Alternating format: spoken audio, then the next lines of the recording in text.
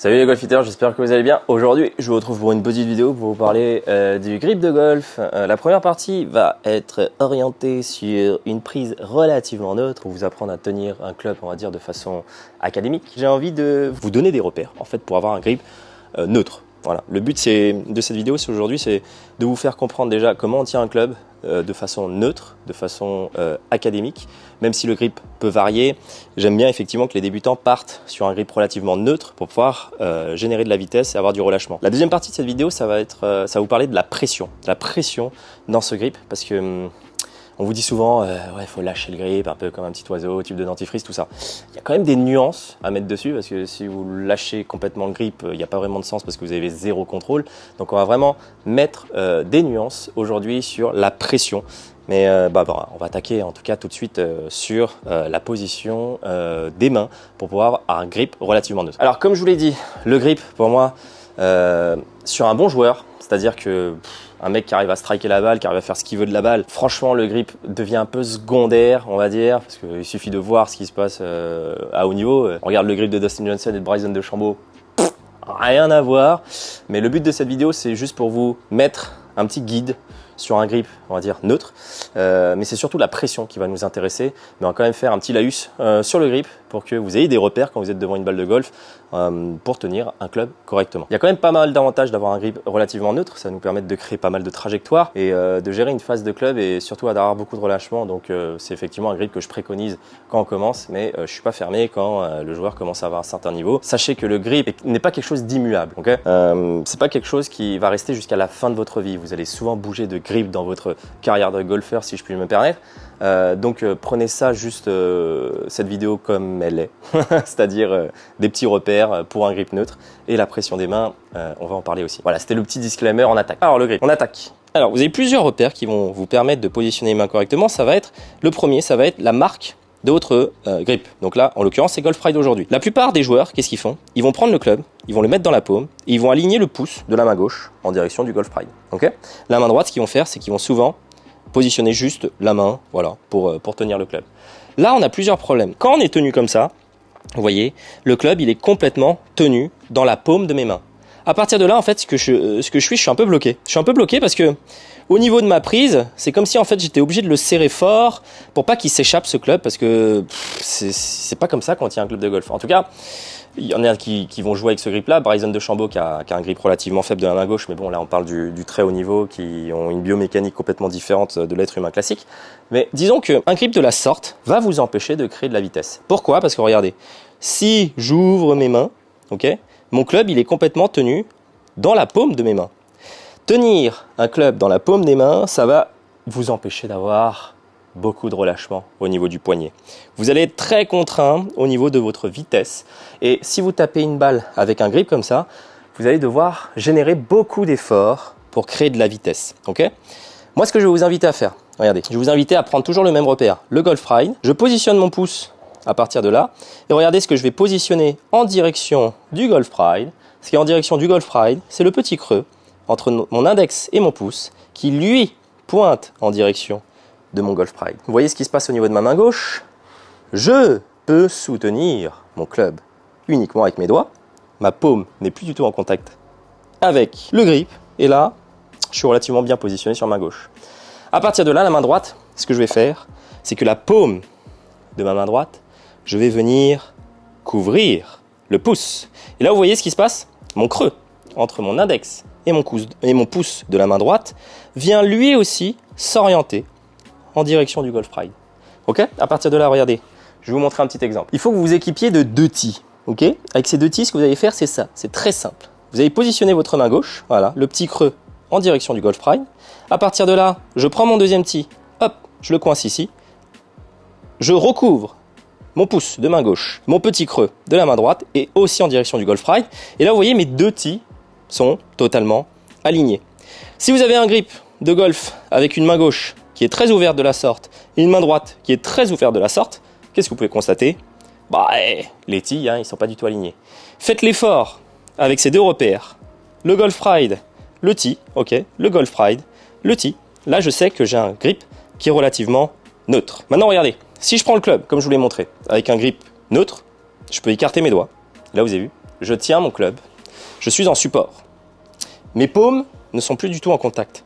Et là, c'est à partir de ce grip-là qui va me permettre finalement de complètement relâcher mes poignets pour pouvoir générer de la vitesse. Mais avant de continuer, je me présente, je m'appelle Ma, je suis enseignant de golf en région parisienne en Ile-de-France, au golf de Forges-les-Bains et aussi sur cette structure qui se situe à Igny. Donc si vous voulez des cours de golf sur Trackman ou des parcours accompagnés ou des cours de chip, de bunker, tout ce que vous voulez, je suis à votre disposition. Pour les stages de golf, ceux qui n'ont pas de la chance d'habiter en région parisienne pour profiter des cours avec moi, vous avez aussi des stages de golf qui seront organisés par moi, bien entendu, et des formations de golf. Vous avez tous les liens dans la description de la vidéo. Ok, ça, c'était le petit laïus pour le grip. Maintenant, on va rentrer dans ce qui est pour moi le plus subtil. Parce que là, je vous ai juste parlé du grip neutre, mais comme je l'ai dit en début de vidéo, vous n'êtes pas obligé de jouer grip neutre. C'est juste, si vous commencez, je vous invite quand même à appliquer un grip neutre et après, vous évoluerez en fonction de vos préférences. Mais au début, mettez un grip neutre quand même, parce que ça va vous permettre en fait surtout de générer de la vitesse.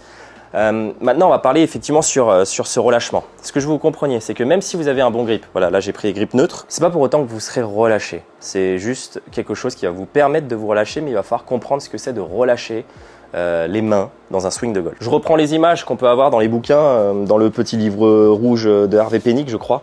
Enfin bref, je sais plus, j'ai lu tellement de livres que je sais même plus dans quoi j'ai vu ça par rapport au petit oiseau et au tube de dentifrice. Mais en gros, ce qu'ils vont vous dire, c'est de tenir le club de façon très relâchée. Ça, on sait qu'il faut relâcher. Mais le problème de relâcher, c'est que vous faites quoi là si la tête de club, elle bouge ? Voilà, si là je suis relâché, ok, il y a quelqu'un, admettons que vous soyez là et que vous prenez ma tête de club et que je suis complètement tout mou, vous allez pouvoir tourner ma tête de club n'importe comment. Par exemple, là je suis là, voilà, je suis relâché au niveau de ma main gauche, je vais le faire. Voilà. Le problème c'est que là ma tête de club elle tourne. Ça marche pas trop. Ce que je veux que vous compreniez pour la pression, il va falloir qu'on apprenne déjà à sentir le poids de la tête de club. Ça va être la première chose à mettre en place. Et de deux, de maîtriser cette phase de club. Donc ce que je suis en train de vous raconter, c'est qu'il va falloir maîtriser cette phase de club tout en relâchant. C'est un peu antinomique. J'ai envie de vous dire, c'est un peu le propre de ce sport. Mais en gros, on va se le faire un peu simple, enfin le plus simple possible dans ma tête pour que vous le compreniez. Petit exercice très simple que je fais à tous mes élèves. Prenez le club et vous le mettez face à vous. Si vous le mettez face à vous et que vous tenez le club, on le serre très très fort à 10 sur 10 en termes de pression. Là, je sens que le club, il est très très serré ici, mais je sens pas du tout le poids qui est au bout de ma tête de club. Ça, c'est la première chose. Quand je suis serré comme un bœuf, là, je sens pas du tout la tête de club. Je sens que c'est très, très serré dans mes mains. Moi, je veux que vous ayez une pression, peu importe ce qu'elle est. Elle est subjective en fonction de votre force physique. J'aimerais que vous ayez une pression qui va vous permettre de relâcher et de sentir qu'il y a un poids au bout. Une tête de club, une tête de fer, ça pèse assez lourd. Ce que j'ai besoin, c'est que dans la pression de vos mains, vous ayez une pression qui va vous permettre de... Si je vous la soulève d'un coup, boum, on sent que le club, il est lourd. On sent que la tête de club est lourde au bout. Ça, c'est vraiment très important que vous sentiez ça. J'aime bien donner une note en moyenne, c'est entre 4 et 6. Ça vous donne à peu près une approximation en termes de pression, ce que j'attends de vous pour que vous sentiez le poids de la tête de club.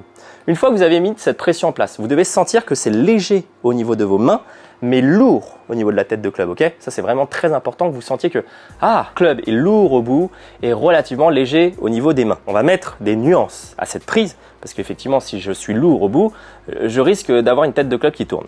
Donc, ça, c'est la subtilité qu'il va falloir qu'on mette en place.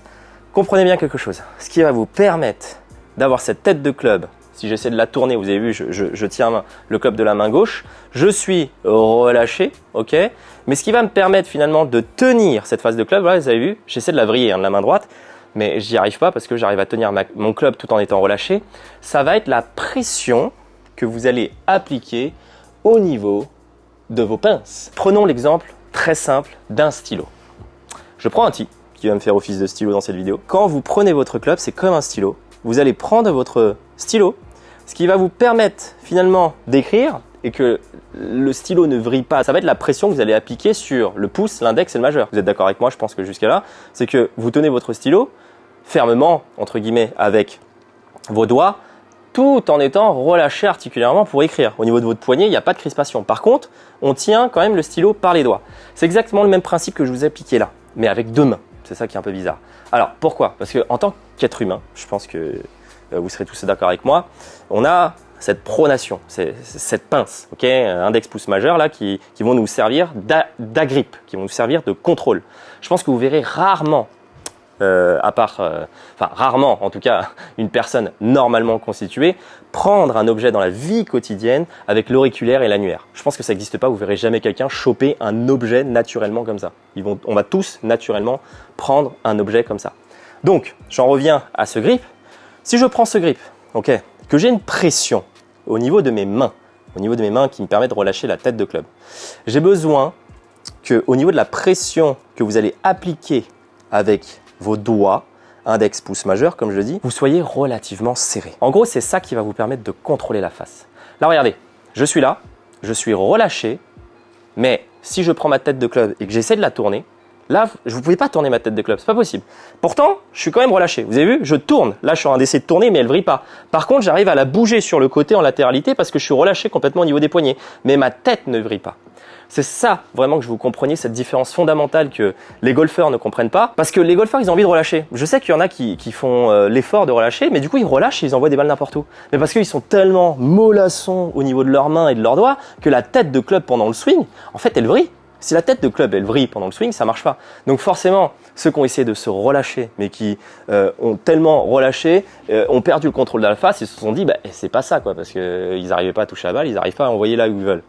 Donc c'est vraiment cette différence fondamentale que je vous compreniez et que je trouve que, enfin, j'ai pas trop vu de vidéos qui expliquaient ça et moi je l'explique souvent en cours et je trouve que ça fonctionne plutôt pas mal. Mais c'est vraiment cette nuance en fait que j'aimerais vous apporter. C'est une pression qui est relâchée au niveau de vos poignets, mais qui est tenue par les doigts. Voilà, là je suis relâché. Par contre, ma tête de club, je peux vous assurer que vous pouvez la prendre, vous pouvez la tourner, elle ne bougera pas. Par contre, vous pouvez me balancer la tête de club dans tous les sens, ok, parce que je suis complètement relâché, mais pour autant, mes doigts tiennent. Ok, c'est ça qui va vous permettre finalement d'être régulier au niveau de la pression de vos doigts et qui vont vous permettre de relâcher. Allez, on va finir cette vidéo en tapant une balle. Donc, allez, j'applique le grip qu'on a annoncé. À partir de là, je suis relâché au niveau de ma pression des mains à entre 4 et 6 sur 10 au niveau de mes poignets, mais tout en tenant la face de club avec mes doigts et en relâchant mes poignets. Et à partir de là, c'est ça qui va me permettre d'avoir du contrôle sur ma face de club et de produire de la vitesse pour envoyer cette balle relativement loin. Ok. Bon, ben, c'est bien swingé, je pense qu'il est léger draw. Oh, elle est snappée. Bon, bref, voilà, j'espère que cette vidéo vous aura apporté des nuances que vous n'aviez pas avant. J'en parle souvent dans mes cours, donc c'est pour ça que je voulais en faire une vidéo, parce que c'est vrai que déjà la première chose, c'est d'apprendre à relâcher le club. Franchement, on va en parler longuement dans une vidéo, ça sera la prochaine. Et la pression des doigts pour tenir la face tout en relâchant les poignets, si vous arrivez à choper cette subtilité, ça va vous faire du bien. Bon allez, moi je vous dis tout simplement à une prochaine vidéo. Allez, ciao!